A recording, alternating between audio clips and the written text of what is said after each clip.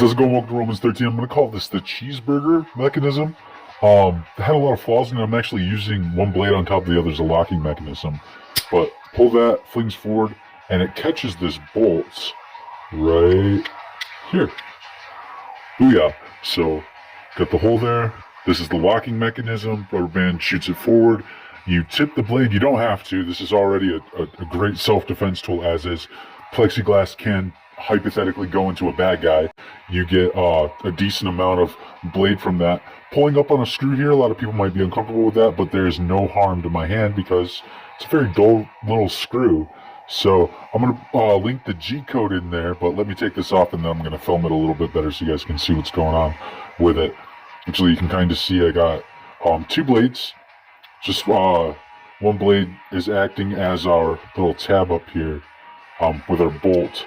So to reload this, all you do is push the blade back in. I've already showed this with my popsicle stick design, but I want something that everybody can have and that everybody can make for self-defense purposes. So, okay, you guys, remember I told you before the point of these devices is counter-ambush. That's keeping a weapon hidden in your hand that you can use if you have criminals trying to attack you in like a parking lot or something. It's better to always have a tool in your hand. So if you can have one up your sleeve, this is good to go. Considering that it's all plastic, it's technically a toy until you mod it, and we will be modding this guy later on. But for right now, I just want to show you how simple it is.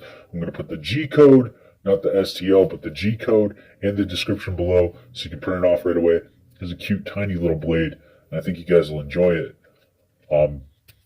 Obviously, if you have any machine tools, probably make this out of a metal ruler or something, but we're just going to take this guy apart real quick. I only got rubber bands holding it together, so let's go ahead and do that. So there's one rubber band off.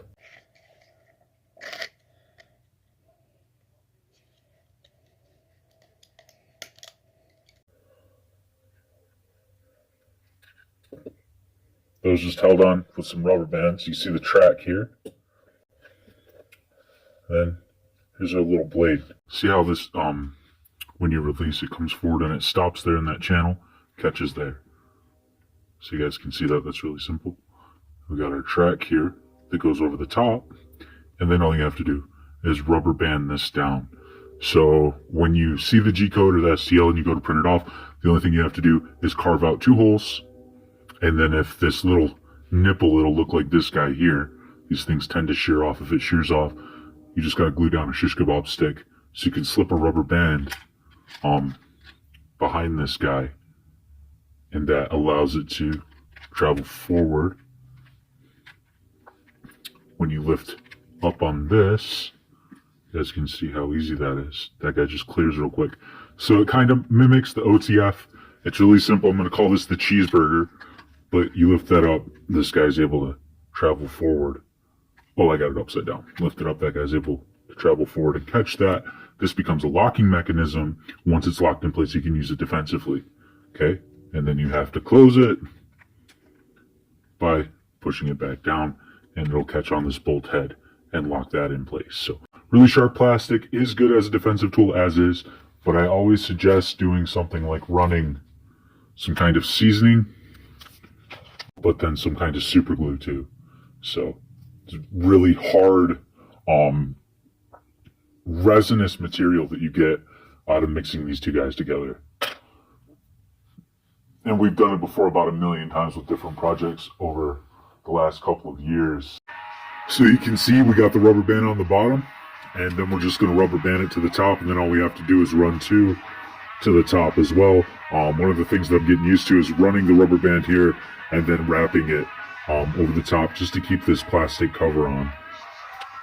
So you can see how this guy looks all put together. I apologize, I don't know why the flash didn't come on this old phone. It's a pain when I do videos. So I always get ripped on there like, yeah, it was recorded with a Nokia. I wish I had a Nokia. Those were great low-tech phones. No, guys, I just grabbed my two horrible Samsung Androids and I just started making videos.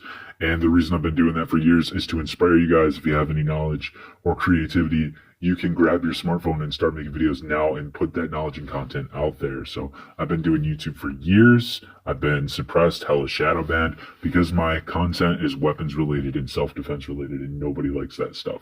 It is hyper taboo, and they consider it domestic extremism and terrorism and MAGA Nazi crap. They can kiss my ass. So I'm going to continue to share this because protecting and defending life is the most imperative thing in our culture. And there are way too many people out there doing bad things to innocent people that don't deserve it. And little rails and stuff like this make me happy to share with you guys. Sorry the video was rough, but I'm a one-man band.